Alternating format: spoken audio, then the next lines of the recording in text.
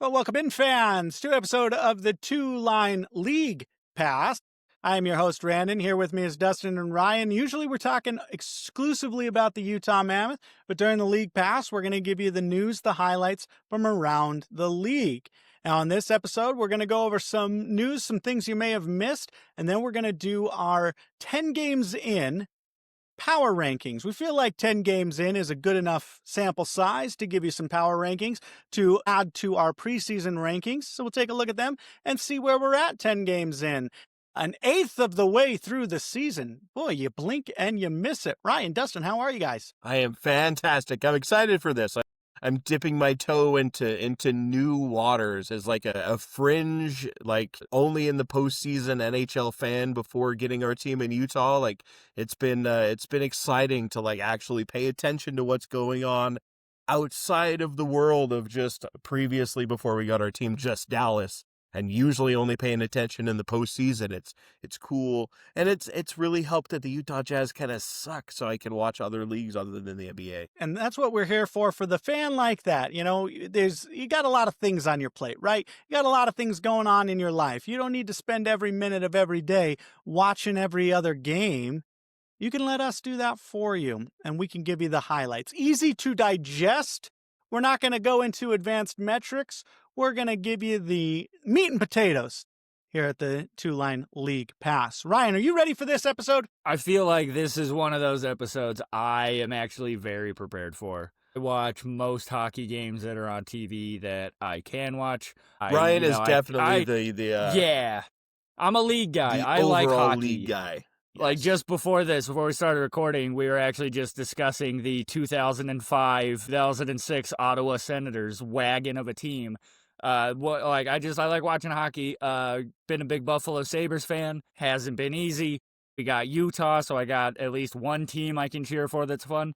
But overall, I just like watching hockey. I like talking about hockey, and I'm very excited to do a league pass to get more in depth on just then one team. I like talking about all of it, everybody. And that's I will what say we want to do. It was very impressive in like the pre-show when you pulled that line out, just like thin air, a team from 20 years ago, and you just bang, bang, bang, all three guys from their top line, just without even thinking, just bang, bang, bang. I know who they are. This team played 20 years ago. They were phenomenal. They lost in the postseason. Just like boom, boom, boom. Know your shit when it comes to NA. Folks, if you want to have a good little fun time on YouTube, just look up the 05-06 Ottawa Senators. That top line, fun out. It was a good time. Back when Ottawa hockey was not the Bermuda Triangle of mid. Well, maybe Ottawa hockey isn't the Bermuda Triangle, or Great is it? segue. Well, with Brady Tkachuk out, it seems like maybe they are out on an island. That was a thought about whether or not the Ottawa Senators could continue they had a good start to the season. And then Brady Shane Tkachuk, Pinto's one of the killing Tkachuk it. brothers. Pinto's doing great, but when Tkachuk goes out, he's one of the best players on that team, and it's very, The very best. difficult to overcome that. You look at the same thing in Florida, right? So when Barkov goes out for the season, you're thinking, oh no, Florida's, they're gonna be awful, like they're never gonna come back. But to start the season, they were very, very good. And Matthew Tkachuk goes down, and then when you lose both of those guys, that's harder to replace. Just one of them, sure. But both of them, that's very, very difficult. Spoiler alert, we had the Florida Panthers as our number one rated preseason team because how can you not have the defending Stanley Cup champions as your number one team? Well, we'll get to it in a bit. We'll see if that has panned out for them. But a quick look at the league standings. You've got the New Jersey Devils and the Utah Mammoth atop the league, 16 points each, thanks to a win at the time of this recording. Pittsburgh Penguins, of all teams, guys. I had the Pittsburgh Penguins in a tank for McKenna mode. I thought for sure they were going straight to the lottery. But no, Pittsburgh Penguins, 15 points, good for third in the league. And then you've got a slew of teams, Colorado, Montreal at 14, Vegas, Carolina, Winnipeg, Washington, rounding out those spots. And then some surprise teams, a little bit of Detroit Red Wings, the Seattle Kraken, ahead of the Dallas Stars. Who had that on their bingo card? No, you didn't, Ryan. You did not have that on your bingo card. No, I didn't, but it's fun to say.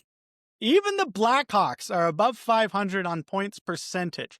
So it's been a great start to the season. Now, it's early, right? It's October. We don't want to get ahead of ourselves, but we do want to get ahead of ourselves, right? Because you can't make the playoffs in October, but sometimes you can get knocked out of the playoffs in October. Does anybody think that the Calgary Flames are going to make the playoffs? Anybody think the San Jose Sharks are going to make the playoffs? The Sharks have a better chance of making it than the Calgary Flames do. Yes, I think they do. The Sharks have we talent. can all agree that. Yeah, I was going to say, at least the Sharks try every goddamn game. We talk Like a lot the on Sharks, I mean, they early on in the season, like they were taking it to Colorado, and then Colorado just punched back like crazy in the third period. But like the Sharks feel like where Utah / Arizona was a couple of seasons ago. Like they have the talent. They're just a couple of pieces. They need some depth, but the top line talent is there. I mean, Celebrini had a hat trick the same night that Cooley did. Like, there's talent on that team. Like, it wouldn't surprise me to see them up towards the top of the league, like top 10 in the league, in 2 or 3 years. No, absolutely. They just a couple defensemen away from having a really, really good team offensively, led by Macklin Celebrini. That team is very good offensively, and they are going to give you all that you can handle each and every night. Now, it hasn't translated in the wins, but it sure is exciting. If you're a Sharks fan, you've got to be feeling good about the future of what this team looks like in the future. You're just a couple pieces away from being a contender. And you're kind of looking at it like, let's look at the Chicago Blackhawks, right? The Chicago Blackhawks were one of those teams, even this early in the season, kind of like, I'm going to write them off. I thought the Chicago Blackhawks were just going to be awful. But Frank Nazar is very good. Connor Bedard is very good. Spencer Knight's been playing great. And they're another team that this early in the season are kind of exceeding their expectations. I think everybody kind of picked them to finish towards the bottom of the league, but they're right there in it. Now, I'm not saying the Blackhawks are going to make the playoffs, but the Blackhawks are doing more early than I thought they would. And that's exciting. That's exciting because when you're talking about this early in hockey, right? You talk about October hockey, you're talking about very wild swings before this thing sorts itself out. A win, a loss can change, go from first to fourth, all sorts of things within your division, but it still is fun and it still is very meaningful hockey, right? We talked about this on our regular podcast about if you are a fan, right? And you're looking at your team's season. And the Mammoth went through this. You see Colorado Avalanche fans go through this. And if you look at it, I bet you every single team will do this where you're reacting to wins and losses in this microcosm of this 10 games, right? And you're saying, oh my gosh, you're making season-long jumps through this very small sample size. Like, that's just natural being a fan because you're trying to extrapolate, okay, here's how we performed in these 10 games. If the next 72 go exactly like this, what's going to happen? And you're looking at teams like who's going to make the turnaround for those at the bottom. Your teams like your Edmonton Oilers, your Tampa Bay Lightning, your teams that should be historically up there that are a little underperforming this early. How fast, as fans, do you guys think you can react to your team's performance this early in the season? Yeah, there's you said at this onset of this episode, like, you don't make the playoffs after 10 games, but you can lose, like you can get knocked out of the playoffs 10 games into the season. It can look like the season, like nobody thinks Calgary is going to make the playoffs. Nobody thinks Sharks are going to make the playoffs. But as you look at the standings, you look at the bottom. Like if you look at the top 10, like there's a couple of surprises. Like Pittsburgh, I wouldn't have expected to be the third best team in the league right now. I wouldn't have expected the Detroit Red Wings to be in the top 10 right now. Yeah, I would have expected them to be more middle of the road. But there are a lot of teams, like there's the Calgary Flames, the St. Louis Blues, the Minnesota Wild, the Tampa Bay Lightning, the Columbus Blue Jackets, who went on a tear at the end of the season last year, that I wouldn't have expected them to be down there. And not all of those teams are going to be able to climb their way out of the basement, right? That they would have started off too slow. That not all of them are going to be able to climb their way out of the basement. And that's going to be at least a handful of teams that we thought would probably be playoff caliber teams that aren't going to be there because of how they started the season. So it's fair to look at 10 games and sort of extrapolate that out and say, yeah, some of these teams are going to be able to turn it around, but a lot of them aren't going to be able to. And it's fun to talk about which teams aren't going to be able to. Absolutely. And if your team right now seems down and out as fans, don't worry. You can always say, hey, it's just October. We got the whole season in front of us. That's what the great part is. If you're looking at this same situation in February, maybe it's time to start thinking about what golf clubs your team uses and maybe trying to spot what course they might be on. You can go grab 18. Let's take a look at the individual leaders. Of course, our Utah boy, Nick Schmaltz, tied with Jack Eichel, and now Evgeny Malkin with 16 points. And then Macron Celebrini, we talked about him. He's got 15. And Sidney Crosby, still being Sidney Crosby, 14 points this year. Guys, did he just hit a milestone? Is that what I'm understanding? Did he hit it, or is he still on the outside? No, wait, I think that he did. 1,700 points for Sidney Crosby. I was Greatest a Sidney of the Crosby era. hater. I was mixing up my stories. I was mixing up it in my head. It's still a fight between Ovechkin and Sidney Crosby.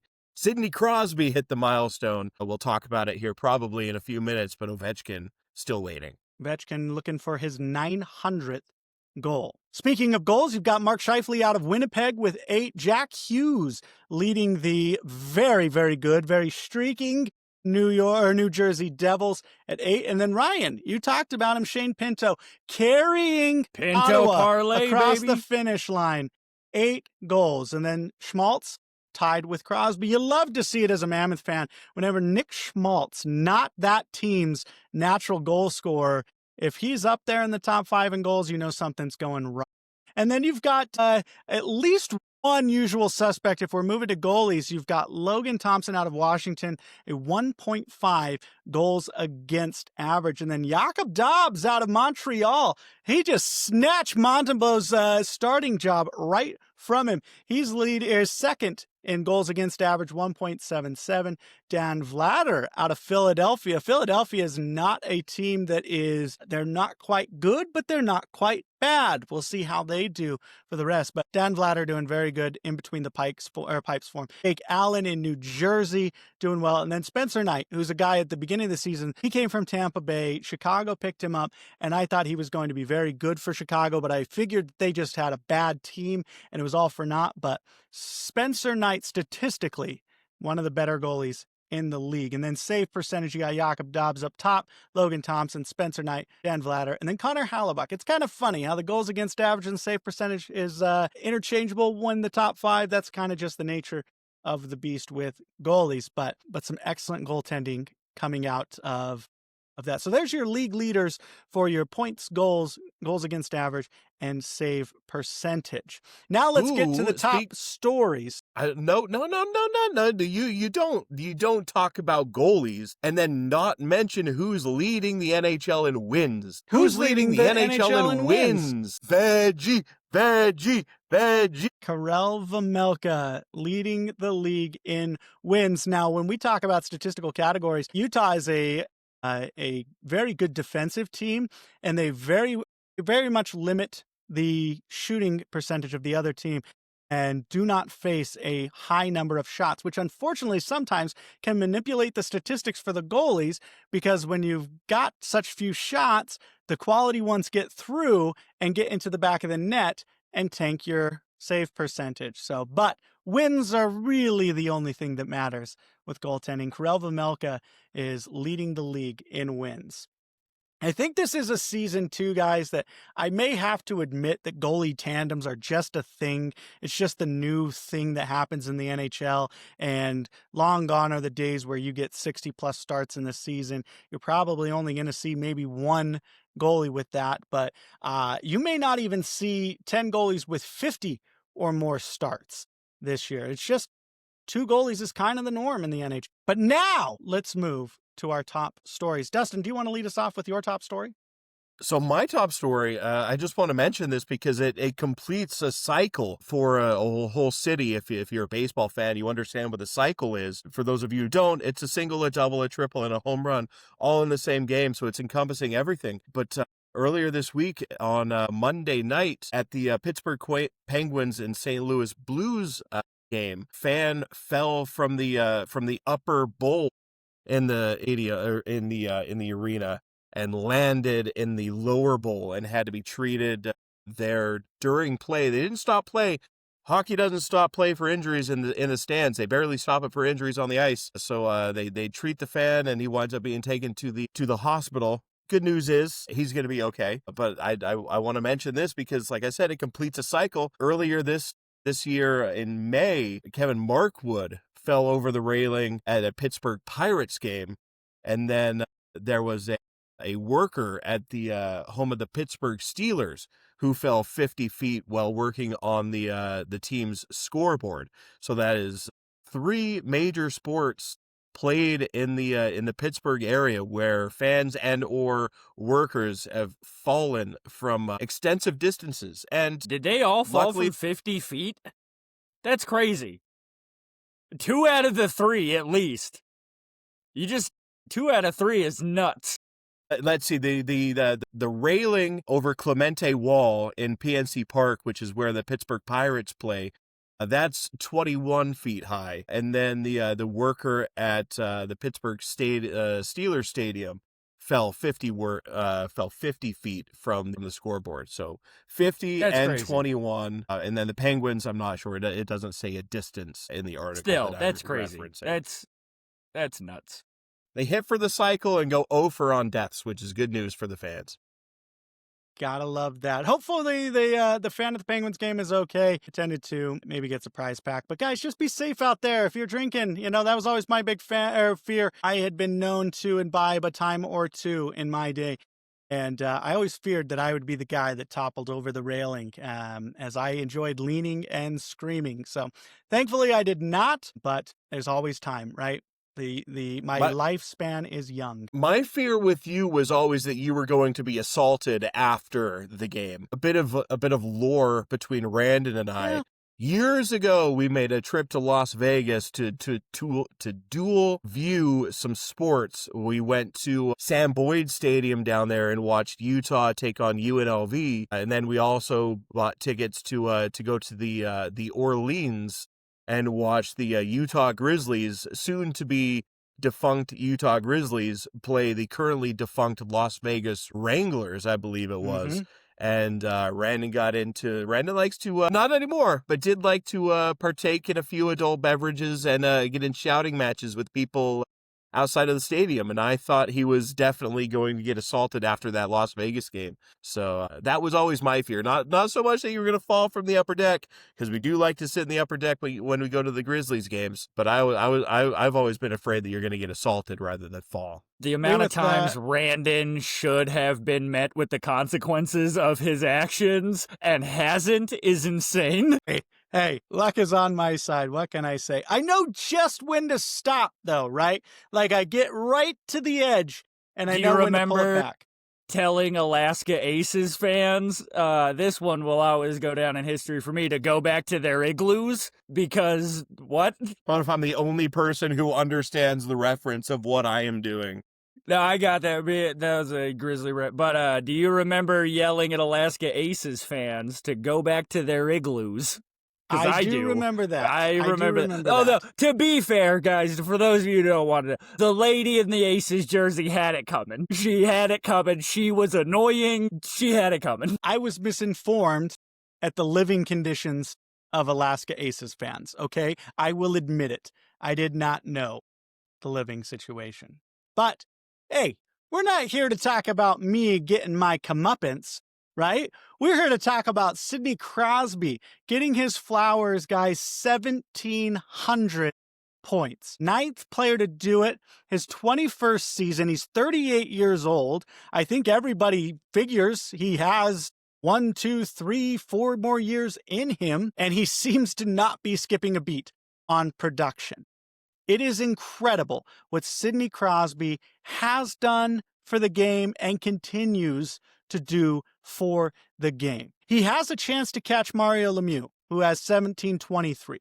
He has a chance to catch Steve Yzerman has 1755. He has a chance to catch Marcel Dione, who has 1771. Ron Francis, 1798. Now, Gordie Howe at 1850. We'll see. It depends on how many years Sidney Crosby plays, but absolutely incredible. You have to feel like he's at least going to go after Mario Lemieux's record. I mean, I don't want to say record because it's not a record. He's going for Yzerman. He'll get past 1750. I don't know how many passed it, but I feel like because he loved Yzerman growing up, like he's going for Yzerman. And if we look at it last year, I think it was one of those things where a lot of people, myself included, was looking at Alexander Ovechkin saying, I think he's going to need one more season to catch Gretzky. That's what I was thinking. And then he just went on an absolute tear. And that was after being injured, right? And being out. And he still caught Gretzky. It was an insane pace. And I thought he would have needed at least one more season to do it. Now, he's on the cusp of 900. So, Steve Yzerman's 1750 absolutely seems attainable. That would only be a 70-point season for Sidney Crosby this year. Do any of us right now want to say that Sidney Crosby's not capable of getting 70 points this season? Because he absolutely looks like he is. He's a point per player game for 21 seasons. Mm-hmm. It's not stopping now.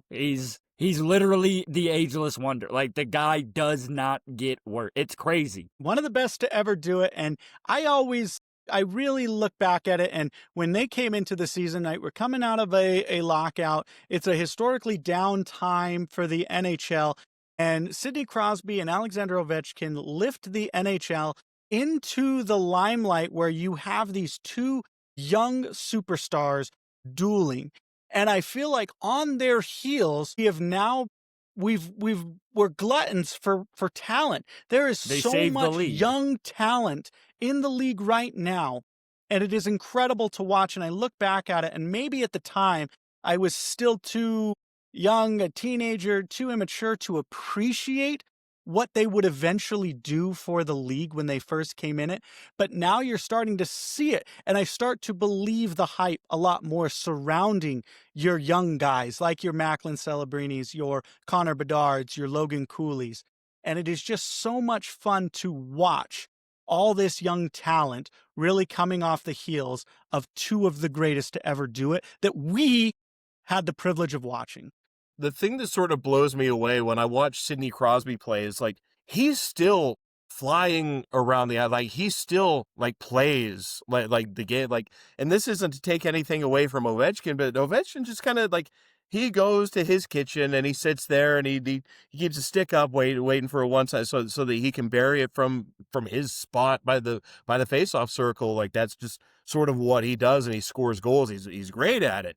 But Sidney Crosby's like, he's still flying around. He's still on the ice for 17 minutes a game and just flying around, still playing at, like he's still in his 20s, in his early 30s. Like it's awesome to see. I feel like Ovechkin is getting top line minutes because he's Alex Ovechkin. Not because he's producing at a top line pace. It's because the Washington Capitals know every time you give Ovi the puck, you've got a pretty good chance it's going in the net. He's been doing it for 20 years. It's a pretty good likely chance. Whereas Crosby, he's playing top-line minutes on the because he's the top-line center on the pitch. Like, it has nothing to do with his name. Like, he is the best player on that team still, and it's not even close. And he's been doing it basically the entire time he's been in the league, and he's been, almost 3 full seasons, at least 2 full seasons with concussion injuries that he missed. Like, if you give him those 2 seasons back, he's already past Yzerman. He's going for Gordie Howe in points. Like, and to think he's still got 3 Stanley Cups and all of that missing the amount of time that he's missed with injuries. And they literally saved the league. Like the NHL needed something. And Alex Ovechkin and Sidney Crosby, 2 18-year-old kids, they were like, here's the keys to a multi-billion-dollar industry. Don't fuck this up. And by God, did they not mess this up. Like, just look at all the young kids who say they watch Crosby growing up and, they want to be like Crosby. Or look at Gunther. Nobody can look me in the eyes right now and tell me Dylan Gunther did not model his shot after Alexander Ovechkin. That's what it's the same. They both just sit in the corner and they slap the fuck out of that puck. Like, that's the kind of impact those guys have had. And I think they have kind of a different impact to each. Sidney Crosby will go down as one of the greatest team players of all time. Like, just, he was the team guy. Alex Ovechkin will go down as the greatest goal scorer of all time, which in hockey is kind of an individual thing. You know what I mean? Like, yeah, he's got to get assists from people, but goals is the one thing where it's like, yeah, one guy can really lead you in that. But also, if you look at it, Ovi only got the one cup. Crosby's got 3. But at the same time, I don't like the comparison of who's better than who, because it's a dumb comparison. I feel like they both were set up in their, like, they both played the way they needed to play. Ovi is a one-man show, and Crosby makes everyone around him better. And the league, I don't think the league could have asked for 2 better superstars to come in than when the 2 of them did. And yeah, it was nice to, like, that was my introduction to hockey, was I got to watch the entire Alex Ovechkin, Sidney Crosby saga. And it's going to be weird when it's over. Like, I think we all can, even if you hate one or the other, it's going to be weird. It's kind of like when Sakic and Yzerman both retired. Like, it's kind of weird. Like, they're both just gone. It'll be weird. And it's coming. Yeah, it's coming sooner than you think. Following the NHL strike, it felt like the NHL was kind of building up, right? And then there was a lockout, there was a strike, there was a stoppage, and it seemed like some interest was lost in the league, and it's felt almost like this Ovechkin and Crosby. Obviously, it's different because this has been over the span of 20 years, but it feels like what McGuire and Sosa meant to Major League Baseball, which was also, if I remember correctly, following a strike, which kind of turned people off of Major League Baseball. But that home run the home run chase for who's going to break the record between McGuire and Sosa, like, that was must-see television. Like, they're cutting in to get other games and they're putting it on TV, like, which one of these guys is going to be the one to break the record. And it surged the fan via the fan interaction, the viewership, and the popularity of Major League Baseball. And that's what Crosby and Ovechkin have done over the past 20 years for the NHL. I mean, like I said, it's the difference of one season versus 20 season. It's been sort of like a slow, methodical growth, but they've done for the NHL what those 2 did for Major League Baseball. Absolutely. And I think it shows the power of storylines and media narratives, which narrative usually has a negative connotation in this. But if you're thinking about a league that has historically struggled to gain casual fans outside of them knowing that there's fights in hockey, right? Those storylines and interest pieces become crucial because they're well behind the NFL and the NBA, and I dare to say they're behind the MLB in terms of popularity in the United States, right? We're excluding Canada, obviously, in this because Canada's Canada. But when we're talking about USA markets, the NHL is a well-distant 4th in that. And so to have 2 superstars, the basically same age, the same time coming into the league, and that's a narrative that you can drive home, and they're both playing at the elite level. Sidney Crosby going on to win Stanley Cups. They almost always met in the playoffs, right? Like, which was a storyline all year on its after own. year. Nobody even gave a shit what happened in the Stanley Cup. All anybody cared about is when are Crosby and Ovi meet. Are they going to meet in the first round or the second? When is the Washington-Pittsburgh matchup? And it was something that the media could sell to the casual fan outside of just the goals, assists, and the box scores of the NHL. It was a storyline that they could really identify with, especially with a younger crowd, right? Like, you've got Gretzky and his greatness, right? Everybody knows Gretzky's the greatest player of all time and always will be. But you can't just glide on Gretzky's accomplishments for forever. You need someone to take up that mantle. And I'm not dismissing the other greats that played with Wayne Gretzky, but we would be remiss to say that Crosby and Ovechkin have had such a tremendous impact, and certainly on these young guys who are now coming into the league, who grew up watching them. And what an amazing thing that is for both Ovechkin and Crosby, but for also the players that spent all of their childhood idolizing these guys, still getting a chance to play with them, and not just token games, playing against Crosby and Ovechkin at the highest levels. Certainly Crosby playing at the highest level. Yeah, And I didn't Ovechkin's mean. still I offensively was gonna powerful. say, going back to that, I didn't. What I wasn't trying to say is like Ovechkin is bad and he's only getting it because he's Ovechkin. That's not what I mean. I'm just saying Ovechkin, he's not at his peak level, but he's still Alexander fucking Ovechkin. Yeah. No, I mean, he's taken a step back. Where Crosby hasn't, Ovechkin has taken a noticeable step back, right? But I think that the big difference on that you can look at is the way they play the game. Crosby never led the league in checks. Crosby he's not a physical guy. Alex Ovechkin led the league multiple seasons in hits. Like, he was a freight train out there. He put his body through hell, and he only missed, what? I think like 15 games over his career? Yeah. Like, it's not a lot. Like, when he broke his leg last year, that was the most he had ever missed, like, all of his other injuries combined was last season. And that's insane, because he was, like, 39 and he broke his leg. Like, but yeah, so, yeah. Individuals be damned. Let's move on to our final segment, the Power Rankings. Now, we did preseason Power Rankings, and if you're watching on video, we're going to put them up on the big board, but I will read them aloud as well. And this is what we thought going into the season, right? This was the preseason Power Rankings. We had the defending Stanley Cup champions, the Florida Panthers, at number 1. We had the Vegas Golden Knights coming off of the acquisition of Mitch Marner at number 2. We had the Edmonton Oilers coming off back-to-back Stanley Cup runs at number 3. The Colorado Avalanche, who looked to be one of the best teams in the West, we had number 4. The Dallas Stars, who beat Colorado in the playoffs last year, we had them coming in at number 5. Jake Ottinger, one of the best goalies in the league, followed by the Winnipeg Jets, who have what many and I would consider the best goalie in the league, in Connor Hellebuyck at number 6. The Toronto Maple Leafs, who just lost Marner but got the king, Matthias Michelli, we thought they were number 7. Carolina Hurricanes, who are a model of consistency, we had them at number 8. And then we had the Tampa Bay Lightning, who are John Cooper led. They still have their stars, and they have Andrei Vasilevsky, who, what else do you need, at number 9. And then the New Jersey Devils rounded it out at number 10.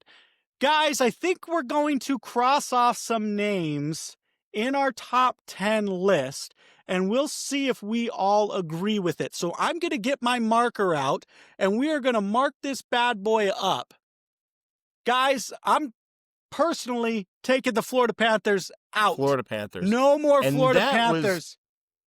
That was the curse of being number 1 in our power rankings, because we released this, and then the next day is when we got the news of Barkov. Thank you. We got the news of Barkov. So I'm going to give us a pass. We put these out thinking that they were going to be at close to full strength. And yeah, sitting at 10 points through 10 games. Definitely not the top spot right now. No, absolutely not. A good team at home, bad team on the road this year. 4-1 at home, 1-4 away from home, and with both Barkov's out for the whole season, and Matthew Tkachuk is out for a good portion of it.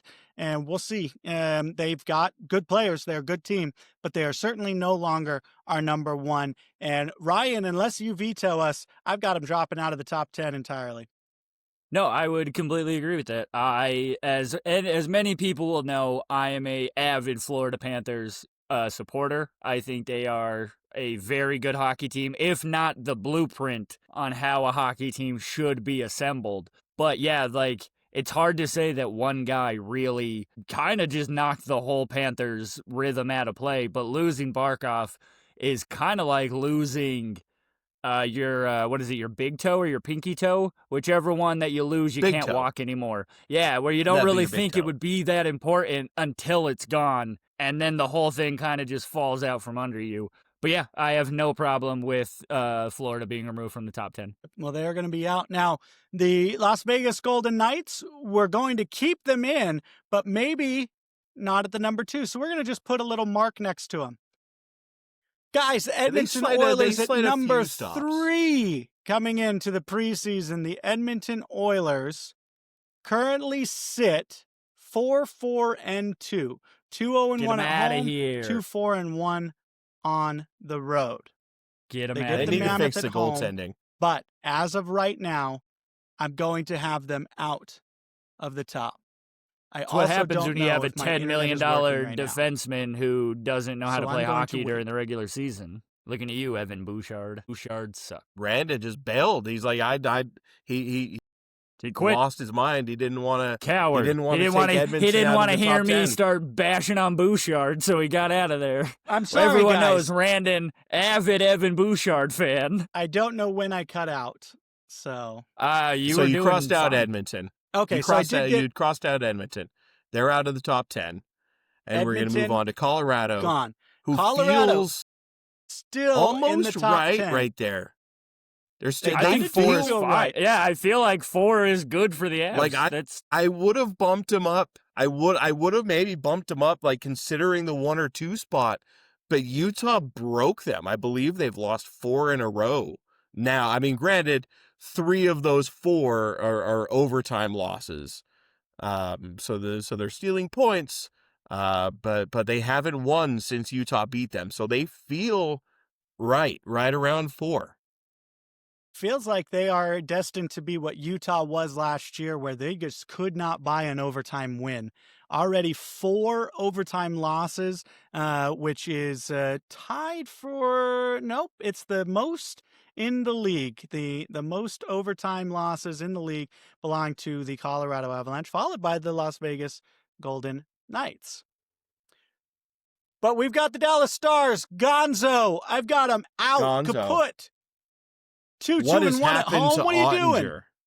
What has are you happened to guys Ottinger? doing? The Otter is drowning right now because the rest of the team has failed him, and otters thrive in family units, and the family unit has let him down. And they said Pete DeBoer was wrong Was about him. Am I right? Well, a little bit. Winnipeg Jets. This is now the one benefit we have against all the other NHL writers and all is this is not our job, right? This is a hobby for us. No, we're having so fun we don't here. have to rank 1 through 32. We just got to do the top 10. Guys, I personally have Winnipeg still in my top 10. They're not at 6, I don't think. But I still have them in my top 10. Does anybody but want to they're cross still in them the top off? 10. No. They're Okay. sliding from 6, but they're still in the top 10. But the Maple Leafs, you suck without Mitch Fine. Marner. No, You guys dude, are awful. they And are the my fans number one deserve it. disappointing team this year. Like, how are you The tied fans with deserve Buffalo it. right now with points? Like, come on, And guys. they've only You guys played chased 2 away Mitchie out of games, the and they lost city. both of them. It's crazy. I don't know. The Blue Jays are the only hope the city of Toronto has for anything good to happen. Vladdy wearing that Austin Matthews Now, jersey, only important thing that's happened to the Maple Leafs all year. I still think the Toronto Maple Leafs make the playoffs, but they do not make our top 10 power rankings. I don't think they're going to make the playoffs this year. I think they slip out of the playoffs. That is a bold prediction. We'll see if that I think comes they true. slip out and Detroit slips in. Carolina Hurricanes, they're definitely staying in. How high do they go? Look, I'm going to put this little up arrow. Yeah, because they're going to move up, up, up. They are not the 8th team. And this feels like probably the one that we got closest to correct. Like, we had them 8th in our power rankings. They are currently 7th overall in the NHL in terms of points. So we almost had that one right on the nose. And the Carolina same with Hurricanes Colorado look good. Avalanche. They feel right about I there. feel like the Avs one we got the best. That one is a good, like the Avs feel like the 4th best team in the NHL. Hey, don't sleep on the Golden Knights. The Tampa Bay Lightning, I'm sorry. Lightning, all you want to do is fight. You don't want to play hockey, and that's why you're 3-4-2. You're on a 2-game win streak, though. For what it's worth, you were 1-4-2. But I'm going to go ahead and cross them off. They are not in the top 10 anymore. Out. Gonzo. And now, the New Jersey Devils. I just want to say, I feel like we were one of the few people to preseason top 10 the New Jersey Devils. So I'm just throwing that out there. because When they are we were going up, talking up, about up. this, when we were talking about this, I think we felt pretty good about our top 9, and then there were a handful of teams that we were debating on who to put at 10, and I think the general consensus was the Devils. And If I they're feel healthy. happy about that. I feel happy about having the Devils inside our top 10, who are probably skyrocketing all the way to number 1 at this point. It's probably between the Devils and our Utah Mammoth as to who's going to take over that number 1 spot. I think right now you probably have to give it to the Devils, but we'll discuss that more as we release the power rankings. Probably tomorrow. Also, we're gonna have a whole bunch of shit coming out tomorrow. The Nick Schmaltz of the Week award and power rankings. Like it's gonna be a good Tuesday. So now that we've discussed what we got wrong, we did get some right. There's some movement within that top 10, but there are going to be a lot of new faces in our top 10 power rankings. So the Two Line Pass podcast, 10 games in for most of the teams on this list. Some don't. It's a good enough time to put out the power rankings. At number 10, we have the Seattle Kraken crack the top 10 and are the 10th most powerful team in the NHL, according to the Two Line Pass. Any problems with that, boys? I don't have a problem with it, but I would say like you could make an argument for Detroit. They have some quality wins. They've beat Toronto twice, 2 games in a row actually. 1 at home, 1 on the road. 9-5 in the aggregate over those 2 games.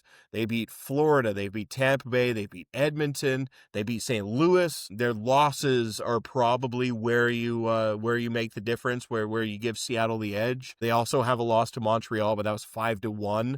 And then they lost to Buffalo and they got mollywopped by New York. So that's probably why we have to give the edge to Seattle there. But I will say Detroit made a run at it. They made an argument for the 10 spot. Just outside the top 10. I will say, I think I like the Kraken there because one thing to me that I think should go into power rankings is the expectation that the team had coming into the season and especially into this 10 games. Raise of hands, did anybody expect the Seattle Kraken to be a decent not a good hockey team, a decent hockey team? Not really. Not really. And they're playing really good stuff. They're playing really good hockey. Yeah, we're only 10 games in, but that's all we're judging off of right now is 10 games in. And through 10 games, I think Seattle has overachieved where they should have been compared to Detroit is right where I think a lot of people kind of expected Detroit. Like they were a decent team last year and they were coming in this year. We knew they were going to get better. It's all part of Stevie Y's plan. Like they were going to get better, but I think Seattle has just been slightly over, like they just have been a little bit more than expected. So that's why I like them in the top 10. I think there's going to be a lot of movement throughout the season's power rankings at that 10, 9, 8 spot and a lot of teams coming and going from that. But for right now, 10 games in, the Seattle Kraken are your 10th team. Number 9 on the Two Line Pass power rankings, we have the Washington Capitals. The Alexander Ovechkin-led Washington Capitals, as he seeks his 900th goal, they sit 6-3, 3-0 on the road, which I think is most impressive. Obviously, you don't want to, 3 is a small sample size, but you haven't lost on the road yet. That's always a good sign going into any stretch of the season. We would love to not have any road losses, but here we are with the Washington Capitals at number 9. They did lose to Boston, but that was when Boston was very good. Beginning of the season, Boston was very good. And they beat New York, Tampa Bay, Minnesota. They beat the Seattle Kraken, which kind of has them up over the top. Lost to Ottawa in a shellacking just recently. But impressive wins over Columbus and Minnesota and the Islanders. Lost a 4-3 battle to the Vancouver Canucks, though. Washington Capitals at number 9. Any problems with that, boys? Well, I like that. They're playing really well defensively. They actually lead the NHL in goals against. They've only given up 21 goals this season, which has them tied with Philadelphia. But Philadelphia's played one fewer game, so that I'd say they lead the NHL in goals against. I like them at 9. I think Logan Thompson is one of those top goal, like elite level goalies that he's going to keep the Capitals in it all the time.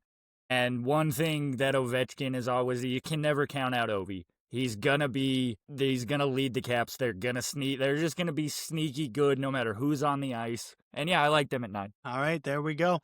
Now moving to 8. This could be the first controversy of the power rankings. 2-line pass.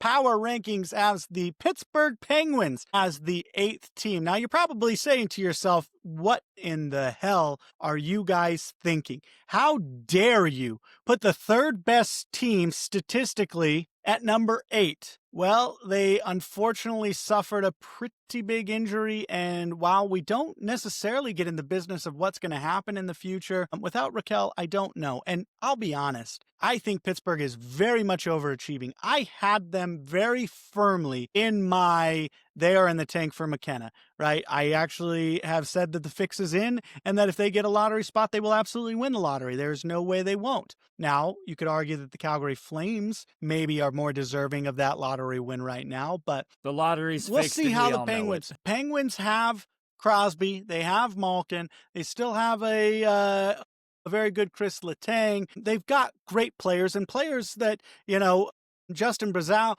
Anthony Mantha, are playing very, very well, right? And so is Raquel's injury that impactful? Yes. We'll have to see. I also don't trust Tristan Jarry long term. He's not on the team anymore, or he's not their goalie. It's Seelobs.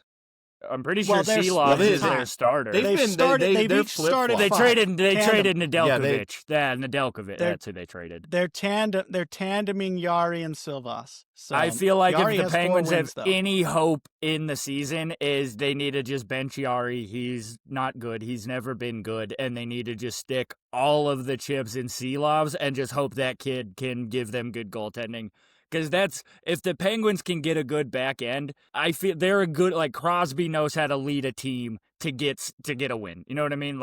That's not their problem has been goaltending, and it's been goaltending since Fleury and Murray. Ever since that whole debacle, they can't get a good goaltender. But I also feel like out of all the teams in our top 10, Pittsburgh is the one where it's they're really, really good right now. But is it just because they're really, really good right now? More than likely, yes. I feel like out of all the teams, they're going to fall out before anybody else does out of the top 10. I think it also has to do with who they've played. They've beat the Rangers, the Islanders, they're San shit Jose, teams. St. Louis, and they also have some pretty bad losses. They lost 6-1 to the Rangers. They've lost bottom of the barrel lost to teams. Anaheim. They lost to Columbus. They're hot and cold, and a lot of those wins arguably are just because they're playing some of the worst teams in the league right now. Yep. So we'll see long term what the Pittsburgh Penguins can do. Can they keep up their streak? Maybe they don't even get a shot at McKenna. And if you're a Penguins fan, I don't know how you feel about that. If we're really being honest with ourselves, if you are a Pittsburgh Penguins fan, you know that Crosby and Malkin can't be the guys forever, and maybe a lottery pick isn't out of the question. But number 7 on the big board, we've got the Montreal Canadiens. Great college football reload rather than a rebuild. But again, kind of looking at their schedule, are they a product of a softer schedule, right? They lost their opener to the Maple Leafs. They've beat the Red Wings. They beat Chicago. They beat Seattle, who's in our rankings, right? They beat Nashville. They lost to the Rangers. They beat Buffalo. They beat Calgary. They lost to the Oilers. Then they beat Vancouver. So I feel comfortable with where Montreal is at 7. You guys have any issues with where you see it with it? Goaltending has been a key factor for the Montreal Canadiens. I think the Canadiens should be higher. I think they are the most exciting team to watch. If you guys watched a Montreal game, it's the most fun I've had watching a game. Utah aside, because as a Utah Mammoth fan, I will put that aside. I will always pick them. But Montreal, they are having so much fun. And Cole Caulfield is insane. He is single-handedly the only reason I put up points in my fantasy league it's only because of him. I think that their young core is gonna be up there with Utah's young core and San Jose's once they get a little bit older. San Jose's still on the very young end of their core, but the Montreal kids, all of them are stepping up in the correct way, and they all seem to love playing for St. Louis, who has turned out to be a phenomenal coach, which, when you think about it, I think he kind of made sense as a guy who would step in to be a really good coach as arguably the most talented, undersized forward. My internet back? Okay. But I really like the Montreal Canadiens, and yeah, they haven't had the best competition, but we could make that argument. We've made it for a couple of the other teams too. We're going to make it again, coming up on some other teams where, yeah, you guys are playing some bottom of the league teams, but I feel like they're still they're young, they're exciting, and I would not be mad if we moved them up from the 7 spot. I feel like out of all the teams, Montreal will keep going up and up and up in the standings if they can stay healthy and if the kids keep playing. If the kids run out of energy by game 40, we're going to have a whole different conversation, which very possible. They are a very young team with very little playoff experience, but I like the Montreal Canadiens more than probably every other Canadian team in the league. Well, I will say, if you want them to be moved up, they're going to definitely have a chance to prove it here in the next few weeks. Like their next 7 games, they play at Seattle. They're going to play Philadelphia, New Jersey, Utah, Los Angeles, and Dallas. And if they can come out of that looking good, they're going to climb those power rankings really quickly. Tune into that Utah-Montreal game for league-wide fans. That is going to be a fast, fun game of hockey. We very much love to see the young guys making a name for themselves now. Here's one that I'm not even so sure myself, even though I feel confident in it. Number 6, we have the Winnipeg Jets. Now, I think I am firm on this because when you have Connor Hellebuyck, regular season Connor Hellebuyck, you just have a good team. You just know that you've got a good team. When you've got Mark Scheifele on your team, you know you've got a good offense, right? They are sitting 6-3. They lost to the Utah Mammoth just recently, but they're one of those teams where when you really when you break down their team, they won the President's Trophy last year. And a lot of people saw them as slipping. I did not. And if you're a Winnipeg Jets fan, you're maybe looking at it and you want some of them back, but you lost a close one to Dallas. You got shut out by Seattle, who's in the top 10. No shame in that. You lost to the Utah Mammoth, who's one of the hottest teams in the league. So really no shame in those 3 losses. And then we're in the argument, right? They've got 2 wins over Calgary, which is one of the worst teams in the league, win over New York Islanders, win over Philadelphia, win over the Kings. And so you're in that argument where you're just like, we could argue back and forth about who's playing the worst teams, but at some point they are the worst teams because we're young in the season and they're playing the best teams, and the best teams are making them the worst teams, right? And we'll have a lot more sample size, 20, 30, 40 games in, but that's where your Winnipeg Jets are. Dustin, do you like the Connor Hellebuyck-led Winnipeg Jets? Did you like what you see when the Utah Mammoth played them? I do, and I want to point out one of the things that you talked about with Washington is that they are 3-0-0 on the road, which is the exact same record the Jets have on the road. And good teams win on the road. So no matter what you feel about them, they are a good, experienced team with good goaltending in the regular season. So I like them right where we have them. Well, that's another big win for us in the agreement category. Now let's move into the top 5. This is where it gets fun, guys. We've got our top 5, and are there familiar faces from our previous rankings? Well, number 5, we have the Colorado Avalanche. Now, the Colorado Avalanche are one of those interesting teams. The Colorado Avalanche have only 1 loss in regulation, and I mean, if it wasn't for their best players being maybe the worst 3-on-3 overtime triple pair, you would never how can McKinnon, Nietzsche, and Cale Makar be the worst 3-man overtime, because that on paper seems like the best 3-man overtime, but they cannot buy You got an too much overtime firepower. win. You got 3 guys who all want the puck. 5-4. That's your Maybe problem. that is the You case. got 3 guys who all want the puck out on the ice. You can't do that, man. You got to split that up a little bit. It's the old adage, like when the NBA used to talk about super teams. It's like and you put together a whole bunch of guys that average 30 to 40 points. There's only one ball on the floor. Yeah. There's only one puck on the ice. True. That's true. They've But, got to figure it out. They've got to figure it I out. like if they them wanna at move up. 5. A few games ago, I probably would have made the argument for them to be at least in the top 2, but Utah seems to have broken something inside of them. They haven't won a game since Utah beat them, so they're slipping a little bit. Yep. They lost in overtime to Utah, lost in a shootout to Carolina, lost their rematch against Boston, and then lost in the New Jersey Devils in overtime. And those are 3 of those 4 teams are excellent teams. Boston's one of those, like, Boston had a hot start out of the gates, but have kind of come back to reality. And I look at Boston as one of those. I think everybody kind of sees them as possibly rebuilding in there. And They're in a outside of weird spot. Pasternak, they don't really have anybody, you know.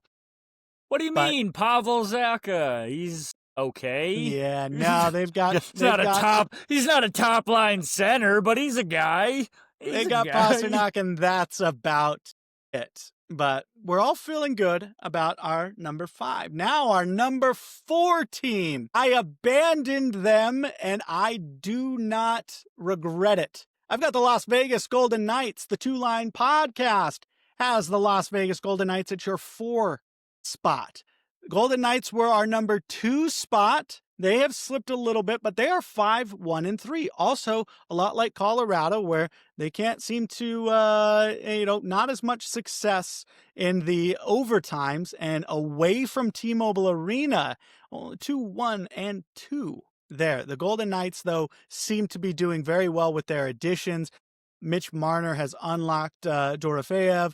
And Jack Eichel is just doing Jack Eichel things. Mark Stone, before he went out, of course, Mark Stone already on long-term IR. I feel like we are deep into the season with him being on long-term IR. How much of a long-term impact does that have on that team? He'll be back in a month.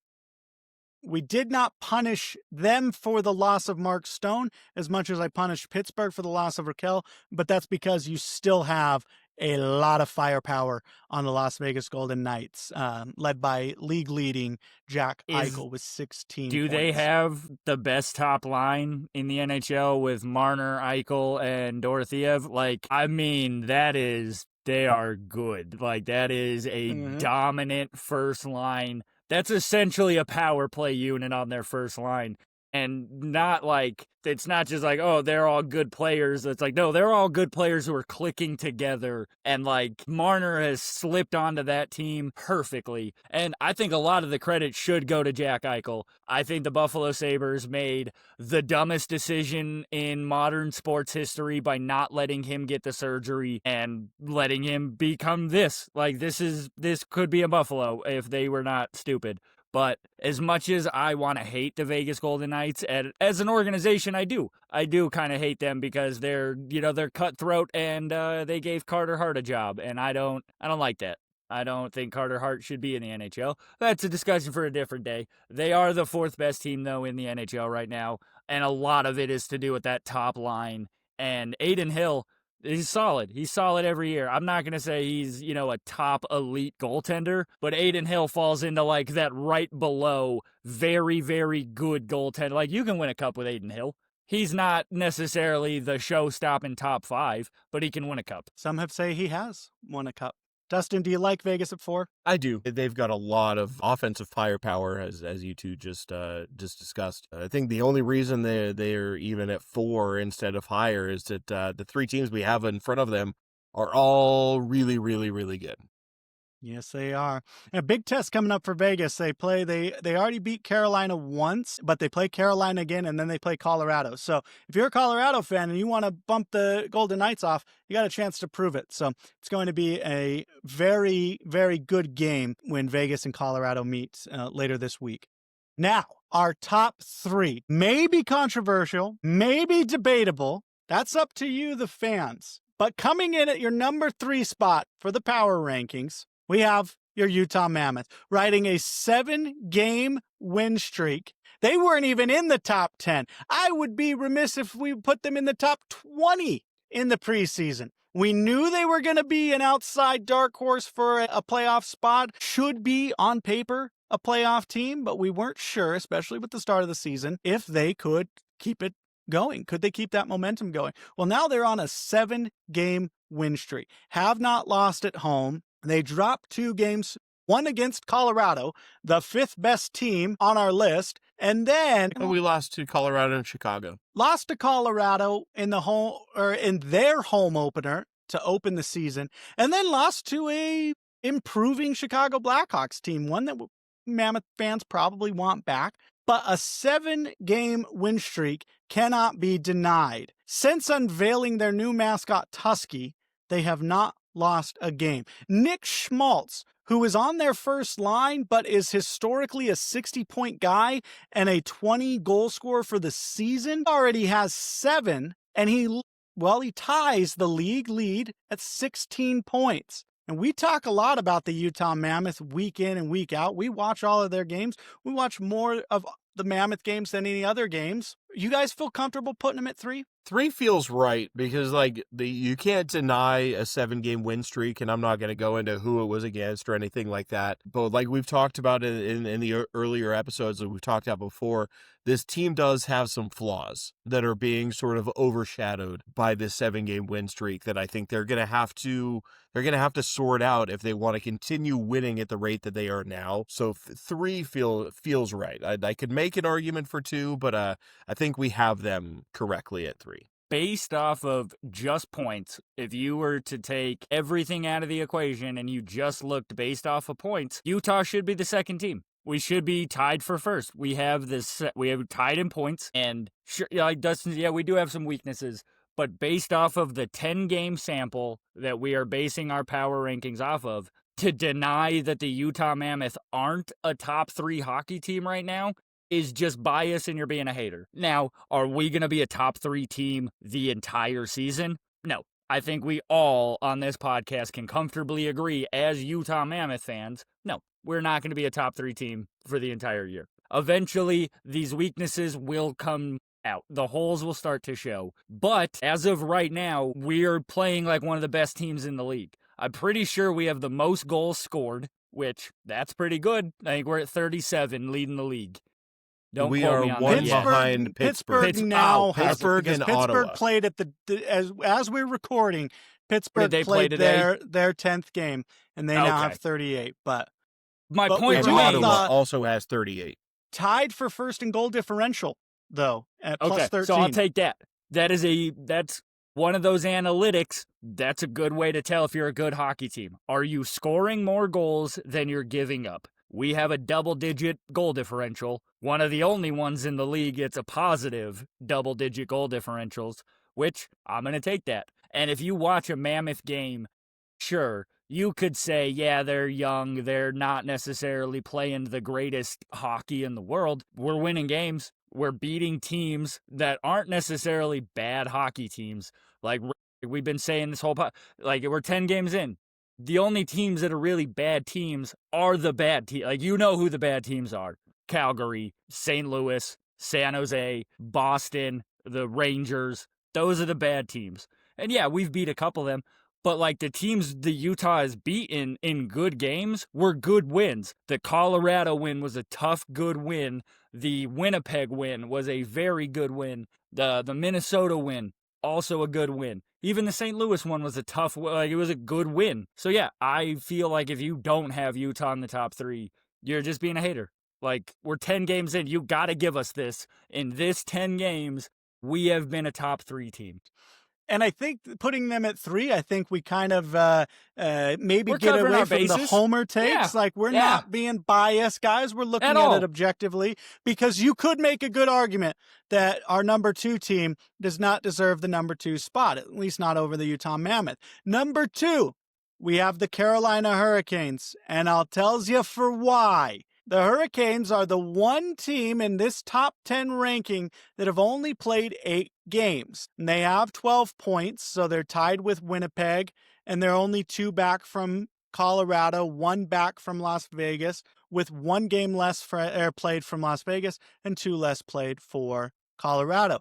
Carolina is always just coming off of a 6-game road stretch. And to open the season at home, they beat the New Jersey Devils. Spoiler alert, they might be on this list. So they beat the New Jersey Devils. They beat the Colorado Avalanche. They lost to Las Vegas and Dallas in that murderer's row of Vegas, Colorado, Dallas. And a big test. We said this for Vegas. It's a big test for Carolina going back at home finally after being away from their home building for 2 weeks. They have not lost at home. They've only played 2 games.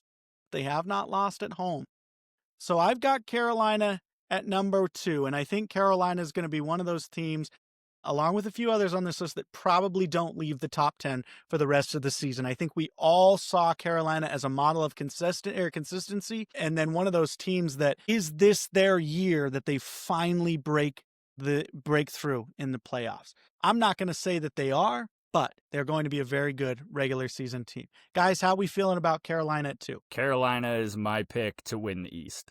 I think they are far and away the best team in the East. And granted, they might have a interesting kind of record. Like, as you were saying, they've played 2 less games, but they're also tied for Winnipeg with points. So they're winning the majority of their game. I don't know if you guys have watched any of their games. They're doing all this without Jacob Slavin, which we are all 3 very, very staunch defenders of defensive defensemen are important. And they're doing this without the best defensive defenseman in the league. And one thing I like about Carolina is Rob Brind'Amour makes them play by committee. You either play the style that Rob tells the whole team to play, or you're not going to play.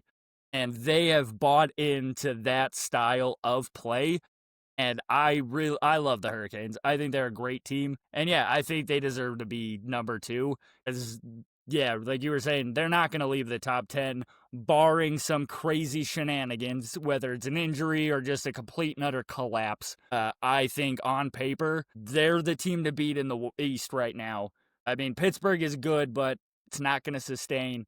Out of all the teams in the top 10 from the East, they're the most consistent. They're going to be the one that stays at the top the longest. Also, unlike Vegas and Colorado, they win their overtime and shootout games. Have not lost past regulation. Dustin, you feel good about Carolina too?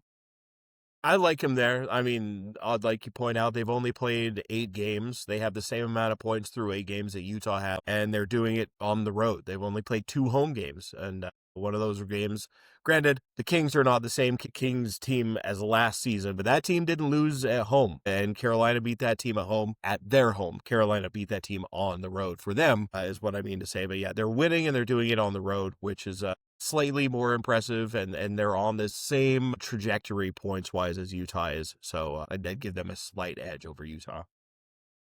Well, we'll see what happens in the coming weeks. Our number 1 team, 10 games in the Power Rankings. You know them. You love them. We called them in the top 10 preseason. The New Jersey Devils, an 8-game win streak. Since losing to Carolina, they have not lost since. They are the hottest team. The Utah Mammoth are on their heels, but the New Jersey Devils just keep on winning against pretty good teams. They beat Tampa Bay. Yes. They beat Florida. They beat Edmonton. They beat Minnesota. They beat Colorado. They play Colorado again in that back-to-back.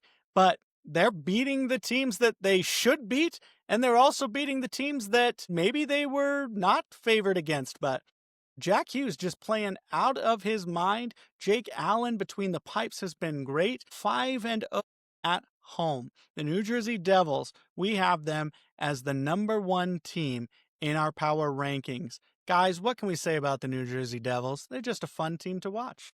So I will say this. I think they are a good team right now, but if one injury happens to this team, we all know they're going to fall apart like they do every year, and they are not the healthiest history team. I like Jack Hughes, think he's great, Can he play full 82? I don't think so. I'm going to be honest. I don't think he can. They're already missing Markstrom. Now, granted, Jake Allen has stepped up and been phenomenal in net for them. But when Markstrom comes back, we all know they're going tomorrow. Like, Markstrom's going to be the guy. Like, he's your starter. And I feel like the New Jersey Devils should have a gigantic asterisk next to this number one. Like, yeah, they're playing really good right now because they're healthy. This team is one crutch away from being in the bottom of the team or the bottom of the league like they were last year. So they're playing great right now, but will they sustain this? I don't know. If ifs and buts were candies and nuts, we'd all make sundaes or something. I don't know how the rhyme goes. They're healthy right now, so the number one team right now. I mean, I will say it's a little ironic that Ryan went towards they can be the number one team as long as they stay healthy. I hate the New Jersey Devils. What I was going to point out, I'm going to be 100% honest, guys. They lose Markstrom after their third game, and they have to bring in Jake Allen, who, by the way, has to go against Florida, Edmonton, Toronto, Minnesota, and Colorado in 5 of his first 6 starts. Actually, excuse me. He's been great. I said Jake Allen has played phenomenal for them. And what does he do? He just comes out and he goes 5-0 with a 1.9 goals against average, which is fourth best in the league, and a 92.3 save percentage, which is 7th best in the league. So you want to talk about their health and then just glaze over the fact that their backup goalie just turned into a fucking goddamn brick wall. I did not glaze over it. I, in fact, said that Jake Allen has played phenomenally for them. Did I not? I know I did. Don't you dare. You did. But you just glazed over. You're like, they're going to fall apart if they get healthy. They are. Jake Allen They are. Really they are going to fall apart. They're going to fall apart unless they stay healthy. Like, you glazed they're not over going that to. like it was they're a not goddamn Jack Hughes is going to blow out his knee in 3 games. Calling it now. You know what it felt like? Watching you talk about the New Jersey Devils felt like I went into Dunkin' Donuts. You know, they have that viewing area where you can watch them take the glaze and go over the glazed donuts, just drip it right on top. That's exactly what it was. You're like, oh, the New Jersey Devils, but they're not going to stay healthy. They're going to lose somebody. Well, their backup goalie's playing really well. But if they don't stay healthy, you just glaze right over that like a goddamn Dunkin' Donuts location. The asterisk that has to be said is that I hate the New Jersey Devils and everything that they stand for as an organization because they booed John Sebastian Jaguar when he won the Conn Smythe on a losing Anaheim team, and I have yet to forgive them for that. And I'm just going to say, I hate them, and I don't like giving them any kind of appreciation. And it hurts me so when I said Jake Allen is the best New Jersey Devil, and his best years were in St. Louis. We talk about the Utah Mammoth, and you talk about how we put him at 3 and avoid Homer, like being accused of being homers, and then just full on admit that the take that you have on New Jersey is completely tainted. Or Dustin, I have the integrity to admit that I am biased against their garbage organization. Their whole state is run by mafiosos. That's not wrong. Like jazz hands, everyone. Jazz hands. That's our power rankings for this week. Come back next time. No, but listen, Ryan, I admire your hatred. I've forgiven them for booing Jaya. I have not forgiven them for Scott Stevens being a dirty-hitting, scum-sucking lowlife. That's what I haven't forgiven them for. They all say he's a clean hitter. No. Scott Stevens was the best at laying a dirty hit. They might have been clean back then, but they weren't clean hits. They just weren't a penalty. They weren't clean hits. He was the best at dirty hits. And their 3-1-3 neutral zone trap, the whole trapezoid exists because of the New Jersey Devils, guys. In case you didn't know that, it's because Martin Brodeur was so good at playing the puck behind his net, and the New Jersey system was so good at stopping the rush. All you could do was dump the puck in, but you just knew that Brodeur was there to play it back. That 1-3-1 defensive system caused the trapezoid. That's why we have the trapezoid, because of that 3-1. And they were the best to ever do it because Brodeur was one of the best to ever do it. Shout out Sean Avery for being the second biggest New Jersey Devils hater behind me. There it is, guys. There's our top 10. Let's recap the top 5. Colorado, Las Vegas, the Utah Mammoth, Carolina Hurricanes, and the New Jersey Devils in our number 1 spot. 10 games in. Those are your Two Line Pass podcast power rankings. What did we get right? What did we get wrong? Guys, for the first Two Line League Pass, we were thinking this was going to be like a 20-minute venture, but here we are, an hour and a half into it. Guys, any closing thoughts before we get on out of here? We just did 2.5 hours of podcasting, and I want to go to sleep. Yeah, I got to work in the morning for the first time in like a month. So I don't work Tuesdays. Everybody, you guys, we appreciate you out there listening, and I hope you enjoyed the power rankings. We'll put out the clips on the TikTok. Follow us at the Two Line Pass on Twitter, or visit us at twolinepass.com. Guys, thanks so much for listening. Have a great night.